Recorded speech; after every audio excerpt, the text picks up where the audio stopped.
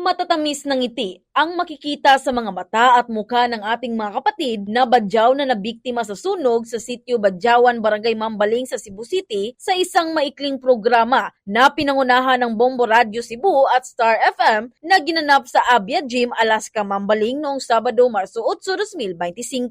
Kung saan naging matagumpay ang pamamahagi ng tulong sa pamamagitan ng Oplan Cabalaka para sa ating mga kapatid na badyaw na nabiktima sa sunog. Hindi masukat ang kanilang kagalakan sa mikling oras ay tila nakalimutan nila pansamantala ang pait na kanilang naranasan kung saan nawalan ito ng mga tahanan dahil sa mga biyayang kanilang natanggap. Ang inisyatiba na ito ay pinunganahan ng Bombo Radio Cebu at Star FM sa pamamagitan ng tulong ng mga nalikom na donasyon ay nagawa nating makapaghatid ng relief packs sa 185 na pamilya. Labis ang kanilang pasasalamat dahil maliban sa biyayang natanggap ay naghatid din tayo ng tuwa sa pamamagitan ng konting mga pakulo gaya ng aktibong mga laro at libangan na nagpagaan sa kanilang mga puso. Maraming salamat po Bombo Radio na binigyan nyo kami ng ayuda. Maraming salamat po. Nais din naming magtaos-pusong magpasalamat sa lahat ng donors ng Oplan Cabalaka kung saan nanguna rito ang Bombo Radio Philippines Foundation Incorporated, Kiwanis Club of Cebu, Kelly Basi of Indian Sikh Temple Cebu, One Paradox Gaming Corporation, CL Pito-Pito of Lolo Earning Herbal Products, Bombo International Correspondent Ramil Isugon and Family, Sylvester Donaire, Rodrigo Villafuente, Lita Planados, Vicky Lagoros, at iba pang hindi nagpakilala. Dahil sa oportunidad na ibinigay sa amin